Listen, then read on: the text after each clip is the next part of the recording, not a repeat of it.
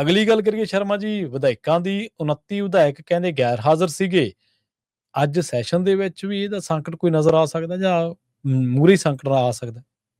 ਦੇਖੋ, ਪਹਿਲੀ ਗੱਲ ਤਾਂ ਇਹ ਗੱਲ ਬਹੁਤ ਅਹਿਮ ਹੈ ਹੂੰ, ਕਿ ਆਮ ਆਦਮੀ ਪਾਰਟੀ ਇਹ ਜਚਾਉਣ ਦੀ, ਇਹ ਦਿਖਾਉਣ ਦੀ ਕੋਸ਼ਿਸ਼ ਬੜੇ ਜ਼ੋਰ ਸ਼ੋਰ ਨਾਲ ਕਰ ਰਹੀ ਆ ਹੂੰ, ਕਿ ਵੀ ਸਾਡੇ ਤੇ ਰੱਤਾ ਵੀ ਅਸਰ ਨਹੀਂਗਾ। ਜਿਹੜੇ ਸਾਡੇ 7 ਰਾਜ ਸਭਾ ਮੈਂਬਰ ਚਲੇ ਗਏ ਜਾਂ 6 ਪੰਜਾਬ ਵਾਲੇ ਚਲੇ ਗਏ, ਪਰ ਹਫੜਾ ਦਫੜੀ ਅੰਦਰ ਮਤਲਬ ਬੁੜਕ ਕੇ ਉੱਠਦੇ ਨੇ, ਨੀਂਦ ਨਹੀਂ ਆ ਰਹੀ ਇਹਨਾਂ ਨੂੰ ਕਿ ਇਹ ਹੋ ਕੀ ਗਿਆ। ਕਿਉਂਕਿ ਜਿਹੜੇ ਬੰਦੇ ਨੱਕ ਦਾ ਵਾਲ ਸੀ ਕੇਜਰੀਵਾਲ ਦੇ, ਜਿਨ੍ਹਾਂ ਤੇ ਅੰਨਾ ਭਰੋਸਾ ਸੀ, ਜਿਨ੍ਹਾਂ ਨੂੰ ਬਿਨਾਂ ਚੋਣ ਬਿਨਾਂ ਜਿੱਤਿਆਂ ਸੂਬੇ ਸੌਂਪਤੇ ਸੀ, ਠੀਕ ਹੈ ਨਾ, ਤੇ ਹੁਣ ਉਹ ਏਦਾਂ ਕਰ ਗਏ ਤੇ ਫਿਰ ਸਮਝ ਤੋਂ ਪਰਿਆ ਕਿ ਹੁਣ ਕਰੇ ਕੀ ਕੇਜਰੀਵਾਲ। ਠੀਕ ਹੈ, ਜਦੋਂ ਤੁਸੀਂ ਤੋਰੇ ਤਾਂ ਉਹ ਹੁਣ ਅਗਲੇ ਤੁਰ ਗਏ ਤੇ ਫਿਰ ਐਂ ਹੁੰਦਾ। ਪਰ ਸਵਾਲ ਇਹ ਤੋਂ ਵੱਡਾ ਇਸ ਲਈ ਹੈ ਕਿ ਆਮ ਆਦਮੀ ਪਾਰਟੀ ਨੇ ਜਲੰਧਰ 'ਚ ਸੱਦੀ ਸੀ ਵਿਧਾਇਕਾਂ ਦੀ ਬੈਠਕ ਜੀ, ਕਿ ਵੀ ਆਪਾਂ ਇਹਨਾਂ ਦੀ ਨਬਜ਼ ਟਟੋਲ ਲਈਏ, ਆਪਾਂ ਟੈਸਟ ਕਰਕੇ ਦੇਖ ਲਈਏ ਤੇ ਮਾੜਾ ਮੋਟਾ ਸਮਝਾ ਬੁਝਾ ਦਈਏ।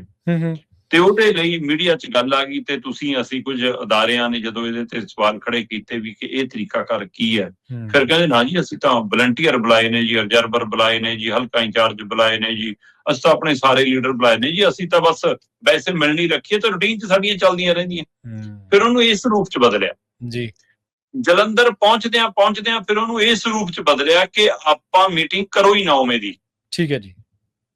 ਇਹ ਆਪਾਂ ਹਾਸੀਆਂ ਖੇਡੀਆਂ ਜਾਂ ਕਰਕੇ ਆ ਨੱਚਣਾ ਟੱਪਣਾ ਜਾਂ ਕਰਕੇ ਰੱਸਾ ਕੱਸੀ ਗੋਲ ਚੱਕਰਾ ਜਿਹਾ ਜਾਂ ਖੇਡਾਂ ਜਾਂ ਕਰਕੇ ਚੱਲ ਜਾਓ ਤਾਂ ਕਿ ਲੋਕਾਂ ਨੂੰ ਦੇਖੋ ਇਹ ਤਾਂ ਆਪਣੀਆਂ ਕਲੋਲਾਂ ਕਰਦੇ ਫਿਰਦੇ ਨੇ, ਇਹਨਾਂ ਨੂੰ ਕੀ ਫਰਕ ਪਿਆ ਕਿ ਐਂ ਸੁਨੇਹਾ ਜਾਵੇ। ਨਵੀਂ ਸਟ੍ਰੈਟਜੀ ਅਪਣਾਈ, ਪਰ ਉਹ ਸਟ੍ਰੈਟਜੀ ਦੀ ਹਵਾ ਇਸ ਕਦਰ ਨਿਕਲੀ ਕਿ ਆਮ ਆਦਮੀ ਪਾਰਟੀ ਦੇ ਸੁਪਰੀਮੋ ਕੇਜਰੀਵਾਲ, ਮਨੀਸ਼ ਸਿਸੋਦੀਆ, ਉਹਨਾਂ ਲੀਡਰਾਂ ਨੂੰ ਹਾਕ ਮਾਰ ਜਿਨ੍ਹਾਂ ਨੂੰ ਟਿਕਟਾਂ ਦਿੱਤੀਆਂ ਹੋਣ ਤੇ ਜਿਨ੍ਹਾਂ ਨੇ ਅਗਲੀ ਵਾਰ ਟਿਕਟਾਂ ਫੇਰ ਲੈਣੀਆਂ ਹੋਣ ਤੇ ਉਹਨਾਂ ਚੋਂ 32-34 ਬੰਦੇ ਆਉਣੇ ਨਾ। ਤੇ ਏਦਾਂ ਕਿਵੇਂ ਹੋ ਗਿਆ? ਤਾਂ ਨੰਗੇ ਪੈਰੀ ਦਿੱਲੀ ਤੱਕ ਜਾਂਦੇ ਸੀ, ਇਹ ਤਾਂ ਸੜਕਾਂ ਤੇ ਬੈਠ ਕੇ ਧਰਨਾ ਲਾਉਣ ਤੱਕ ਜਾਂਦੇ ਸੀ ਕੇਜਰੀਵਾਲ ਲਈ। ਜੀ ਜੀ। ਤੇ ਉਹ ਹੁਣ ਇੱਥੇ ਕਿਉਂ ਨਾ ਜਾਣ? ਸਵਾਲ ਤਾਂ ਇਹ ਆ। ਜਾਣਕਾਰੀ ਤਾਂ ਮਿਲ ਰਹੀ ਹੈ ਕਿ ਜਲੰਧਰ ਦੇ ਵਿੱਚ 32 ਤੋਂ 34 MLA ਆਮ ਆਦਮੀ ਪਾਰਟੀ ਦੇ ਗੈਰ ਹਾਜ਼ਰ ਰਹੇ। ਪਰ ਜੇ ਮਨੀਸ਼ ਸਿਸੋਦੀਆ ਦੀ ਸੁਣੀਏ ਤਾਂ ਉਹ ਕਹਿੰਦੇ ਅਸੀਂ ਸਾਰੇ ਐਂ ਥੋੜਾ ਸੱਦੇ ਸੀ, ਅਸੀਂ ਕਿਹੜਾ ਸੁਨੇਹੇ ਲਾਏ ਸੀ, ਆਪਣੇ ਆਪ ਸੀ ਜਿਹਨੇ ਆਉਣਾ ਸੀ, ਐਂ ਸੀ ਵਾਹ ਸੀ। 65 MLA ਆਏ ਆ ਕਹਿੰਦੇ। ਜੇ 65 ਆਏ ਤਾਂ 29 ਨਹੀਂ ਆਏ। ਸਹੀ ਹੈ। ਇੱਥੇ ਰੌਲਾ ਪਈ ਜਾਂਦਾ 40 ਚੱਲੇ, 60 ਚੱਲੇ, 65 ਚੱਲੇ। ਤੇ ਜੇ 29 ਨਹੀਂ ਆਏ ਤਾਂ ਕੀ ਉਹ ਨਾਰਾਜ਼ ਨੇ ਜਾਂ ਉਹ ਨਿਰਾਸ਼ ਨੇ? ਜੇ ਤਾਂ ਉਹ ਨਾਰਾਜ਼ ਨੇ ਫਿਰ ਉਹ ਪਾਰਟੀ ਬਦਲ ਸਕਦੇ ਆ। ਜੇ ਨਿਰਾਸ਼ ਨੇ ਫਿਰ ਉਹਨਾਂ ਨੂੰ ਮਨਾਇਆ ਸਮਝਾਇਆ ਜਾ ਸਕਦਾ। ਇਸ ਸਮੇਂ ਲੋਕ ਸਭਾ 'ਚ ਇਹਨਾਂ ਕੋਲ 3 MP ਨੇ, ਰਾਜ ਸਭਾ 'ਚ ਇਹਨਾਂ ਕੋਲ 1 MP ਹੈ ਇਸ ਸਮੇਂ ਪੰਜਾਬ 'ਚੋਂ। ਜੀ ਜੀ। ਵੈਸੇ ਤਾਂ ਸੰਤ ਬਲਵੀਰ ਸਿੰਘ ਸੀਚੇਵਾਲ ਭਗਵੰਤ ਮਾਨ ਦੇ ਕੋਟੇ 'ਚੋਂ ਰਾਜ ਸਭਾ ਬਣੇ ਸੀ, ਉਹਨਾਂ ਦੇ ਕਹੇ ਤੇ ਇੱਕੋ ਇੱਕ ਟਿਕਟ ਦਿੱਤੀ ਗਈ ਸੀ। ਉਹ ਟਿਕੇ ਹੋਏ ਨੇ ਤੇ ਇਸ ਲਈ ਭਗਵੰਤ ਮਾਨ ਅੰਦਰ ਥਾਪੀਆਂ ਤਾਂ ਮਾਰ ਦੇਣਾ ਕੇਜਰੀਵਾਲ ਨੂੰ, ਦੇਖੋ ਤੁਸੀਂ ਜਿਹੜੇ ਬੰਦੇ ਭੇਜੇ ਸੀ ਤੁਹਾਡੇ ਵਾਲੇ ਕੀ ਕਰ ਗਏ, ਜਿਹੜੇ ਮੈਂ ਭੇਜਿਆ ਮੇਰੇ ਵਾਲਾ ਦੇਖੋ।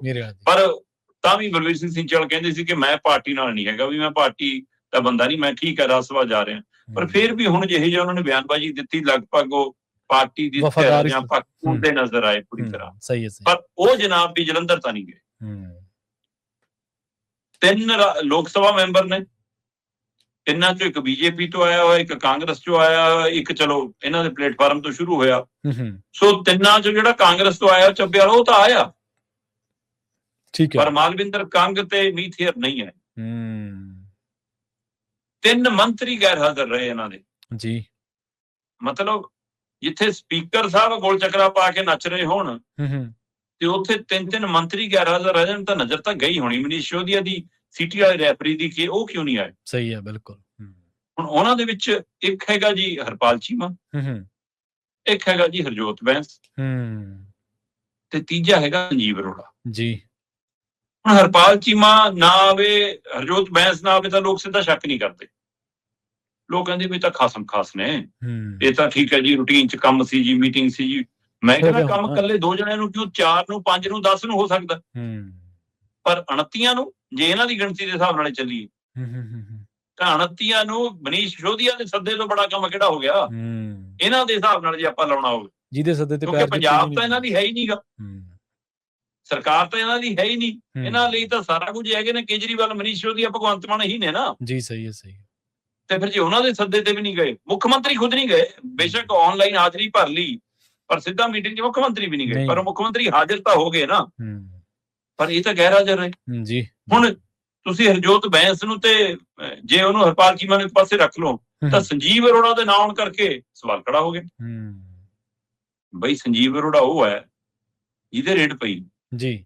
ਜੇ ਅਸ਼ੋਕ ਮਿੱਤਲ ਦੇ ਪਈ ਤਾਂ ਸੰਜੀਵ ਅਰੋੜਾ ਦੇ ਵੀ ਪਈ ਹੈ। ਬਿਲਕੁਲ, ਅਸ਼ੋਕ ਮਿੱਤਲ ਜੇ ਰੇਡ ਵਾਲਾ ਚਲਾ ਗਿਆ ਤਾਂ ਸੰਜੀਵ ਅਰੋੜਾ। ਇਹ ਪਿਛਲੇ ਕਈ ਦਿਨਾਂ ਦੇ ਰੌਲਾ ਪਾਉਂਦੇ ਨੇ ਕਿ ਰਜਿੰਦਰ ਗੁਪਤਾ ਮੁੜਿਆ ਆ ਜੀ। ਖੁਦ ਸੰਜੀਵ ਅਰੋੜਾ ਵੀ ਕਹਿ ਰਹੇ ਸੀ ਤੇ ਪਰ ਕੱਲ ਉਹਨਾਂ ਦੇ ਪ੍ਰਦੂਸ਼ਣ ਕੰਟਰੋਲ ਬੋਰਡ ਦੀ ਰੇਡ ਪੈ ਰਹੀ ਸੀ। ਇਹਦਾ ਮਤਲਬ ਨਹੀਂ ਮੁੜਿਆ ਅਗਲਾ, ਤੁਸੀਂ ਜ਼ੋਰ ਲਾ ਕੇ ਦੇਖ ਲਿਆ। ਸਹੀ ਹੈ। ਹੁਣ ਇਹ ਤਾਂ ਸਥਿਤੀ ਸਪਸ਼ਟ ਹੈ ਕਿ ਇੱਕ ਪਾਸੇ ਖੂਹ, ਦੂਏ ਪਾਸੇ ਖਾਈ, ਇੱਕ ਪਾਸੇ ਈਡੀ, ਦੂਏ ਪਾਸੇ ਪ੍ਰਦੂਸ਼ਣ ਕੰਟਰੋਲ ਬੋਰਡ, ਕਿ ਅਗਲਾ ਇੱਧਰ ਜਾਵੇ ਕਿ ਉੱਧਰ ਜਾਵੇ, ਹਿਸਾਬ ਤਾਂ ਬਣਿਆ ਹੋਇਆ ਜੀ। ਸਹੀ ਹੈ। ਸੋ ਤਿੰਨ ਇਹ ਨਹੀਂ ਆਏ ਤੇ 29 ਐਮਐਲਏ ਗੈਰ ਹਾਜ਼ਰ ਰਹੇ। ਇਸ ਗੱਲ ਨੇ ਆਮ ਆਦਮੀ ਪਾਰਟੀ ਦੀ ਹਾਈ ਕਮਾਂਡ ਦਾ ਫਿਕਰ ਵਧਾਇਆ। ਅੱਜ 1 ਤਰੀਕ ਹੈ ਜੀ। ਅੱਜ ਮਜ਼ਦੂਰ ਦਿਵਸ ਦੇ ਨਾਂ ਤੇ ਸੈਸ਼ਨ ਹੈ। ਕੇਂਦਰ ਵੱਲੋਂ ਮਜ਼ਦੂਰਾਂ ਖਿਲਾਫ ਲਿਆਂਦੇ ਗਏ ਜਿਹੜੇ ਕਾਨੂੰਨ ਨੇ ਉਹਨਾਂ ਦਾ ਤੁਸੀਂ ਵਿਰੋਧ ਨਹੀਂ ਕਰ ਪਾਏ। ਅੱਜ ਦੇਖ ਲੈਣੇ ਕਿੰਨੀ ਚਾਰਜ ਕਰਦੇ ਹੋ, ਕੋਈ ਦਮ ਰੱਖਦੇ ਹੋ ਹੈਨਾ, ਉਹਨਾਂ ਦੀ ਵੇਜ ਵਧਾਉਣ ਦੇ ਲਈ ਤੁਸੀਂ ਕੀ ਕਰਦੇ ਹੋ ਦੇਖ ਲੈਣੇ ਅੱਜ। ਸਹੀ ਹੈ, ਠੀਕ ਹੈ ਨਾ। ਜਾਂ ਆਪਣੀਆਂ ਕੁਰਸੀਆਂ ਬਚਾਉਣ ਲਈ ਲੜੋਗੇ। ਅਸਲ 'ਚ ਕਹਿੰਦੇ ਜੀ ਅੱਜ ਭਰੋਸਕੀ ਮਤਾ ਲਿਆਉਣ ਦੀ ਤਿਆਰੀ ਹੈ ਜੀ। ਤੇ ਭਰੋਸਕੀ ਮਤਾ ਲਿਆਉਣ ਤੋਂ ਬਾਅਦ ਫਿਰ 6 ਮਹੀਨੇ ਫਿਕਰ ਨਹੀਂ ਗਾ ਕੋਈ। ਬਕਾਇਦਾ ਤੌਰ ਤੇ ਪ੍ਰਵੀਨ ਜੀ ਵਿਪ ਜਾਰੀ ਕੀਤਾ ਹੈ ਆਮ ਆਦਮੀ ਪਾਰਟੀ ਦੇ ਸਾਰੇ ਐਮਐਲਏ ਨੂੰ ਹਾਜ਼ਰ ਰਹਿਣ ਲਈ। ਦੇਖ ਲਓ, ਬੁਲਾ ਰਹੇ ਹੋ ਤੁਸੀਂ ਵਿਸ਼ੇਸ਼ ਸੈਸ਼ਨ ਮਜ਼ਦੂਰਾਂ ਦੇ ਨਾਂ ਤੇ ਜਾਰੀ ਕਰ ਰਹੇ ਹੋ। ਵਿਪ ਜਾਰੀ ਕਰਨ ਲਈ ਕੀ ਲੋੜ ਪੈ ਗਈ? ਦੇਖ ਲਓ, ਮਤਲਬ ਤੁਹਾਨੂੰ ਡਰ ਲੱਗਦਾ ਕਿ ਸਾਡੀ ਗਿਣਤੀ ਥੁੜ ਜੂਗੀ, ਅੰਦਰੋਂ ਅਸੀਂ ਬਹੁਮਤ ਤੋਂ ਪਿੱਛੇ ਨਾ ਰਹਿ ਜਾਈਏ, ਕਿਤੇ ਪਰੇਡ ਕਰਾਉਣੀ ਨਾ ਪੈ ਜਾਵੇ। ਇਹ ਸਥਿਤੀ ਹੈ ਜੀ। ਸਹੀ ਹੈ। ਸਾਨੀ ਸਾਹਿਬ ਫੁਲਕਾਰੀ ਪਾ ਰਹੇ ਨੇ ਅਮਿਤ ਸ਼ਾਹ ਨੂੰ ਕੱਲ। ਮਤਲਬ ਅਗਲੇ ਨੇ ਦੱਸਤਾ ਕਿ ਮੈਂ ਤਾਂ ਹੁਣ ਬੀਜੇਪੀ 'ਚ ਹਾਂ। ਜਿਹੜੇ ਨਹੀਂ ਦਿਖੇ ਉਹ ਹੁਣ ਏਦਾਂ ਦਿਖ ਰਹੇ ਨੇ। ਰਜਿੰਦਰ ਗੁਪਤਾ ਸੀ ਰੇਡ ਮਾਰਤੀ ਹੈ ਨਾ, ਉਹ ਸਵਾਤੀ ਮਾਲੀਵਾਲ ਵੀ ਸ਼ਾਮਲ ਹੋਏ ਹੀ ਜਾ ਕੇ। 3 ਪਹਿਲਾਂ ਸ਼ਾਮਲ ਹੋ ਲਏ ਸੀ ਜੀ। ਹੈ ਇੱਧਰ ਮਤਲਬ ਕਿ ਜੇ ਤੁਸੀਂ ਗੱਲ ਕਰੋ, ਕੁਲਤਾਰ ਸਿੰਘ ਸੰਧਵਾ ਕੇਜਰੀਵਾਲ ਦੀ ਚੌਂਕੀ ਭਰ ਕੇ ਆਏ ਨੇ ਕੱਲ। ਮਤਲਬ ਸੈਸ਼ਨ ਪੰਜਾਬ ਵਿਧਾਨ ਸਭਾ ਦਾ ਜਾਂਦੇ ਦਿੱਲੀ ਹੈ, ਤੁਸੀਂ ਟੀਕਾ ਲਵਾਉਣ ਉੱਥੇ ਜਾ ਰਹੇ। ਸਹੀ ਹੈ, ਬਿਲਕੁਲ, ਨੁਕਤਾ ਲੈਣ ਉੱਥੇ ਜਾ ਰਹੇ। ਮਤਲਬ ਇਹ ਹੁੰਦਾ ਨਾ ਜੀ ਕਿ ਮੈਂ ਜੀ ਆਇਆ ਮੱਥਾ ਟੇਕਣ, ਜੀ ਮੈਨੂੰ ਆਸ਼ੀਰਵਾਦ ਦੇ ਦਿਓ ਕਿ ਜੀ ਸਵੇਰੇ ਸਾਨੂੰ ਸਫਲਤਾ ਮਿਲ ਜਾਵੇ। ਉਹ ਆਸ਼ੀਰਵਾਦ ਲੈਣ ਗਏ ਸੀ ਕੇਜਰੀਵਾਲ ਜੀ। ਸਹੀ ਹੈ। ਜਾਂ ਇਹ ਕਹਿਣਗੇ ਕਿ ਦੇਖਿਓ ਜੀ ਬਾਕੀ ਤੁਹਾਡੇ 93 ਯਕੀਨ ਵਾਲੇ ਨਹੀਂ, ਸਭ ਤੋਂ ਵੱਧ ਮੈਂ ਯਕੀਨ ਵਾਲਾ। ਜੇ ਕੁਝ ਬਦਲੀ ਕਰਨੀ ਹੋ ਮੇਰੇ ਕੋਲ ਨਹੀਂ, ਦੇਖ ਲਓ। ਬਹੁਤ ਵਾਰ ਕੋਸ਼ਿਸ਼ ਹੋ ਲਈ ਕਿ ਮੈਨੂੰ ਮੁੱਖ ਮੰਤਰੀ ਦੀ ਕੁਰਸੀ ਮਿਲ ਜਾਏ, ਨਹੀਂ ਵਾਰੀ ਆ ਰਹੀ। ਸੋ ਫਿਰ ਉਹ ਯਕੀਨ ਦਿਵਾਉਣ ਗਏ ਸੀ ਕਿ ਮੈਂ ਹੀ ਸਭ ਤੋਂ ਖਾਸਮ ਖਾਸ, ਮੈਂ ਹੀ ਭਰੋਸੇਯੋਗ ਹਾਂ, ਮੈਂ ਹੀ ਸੱਚਾ ਸੇਵਕ ਹਾਂ ਜੀ ਤੁਹਾਡਾ, ਮੇਰੇ ਤੇ ਨਜ਼ਰ ਤਾਂ ਨਹੀਂ ਕਰ ਦੋ।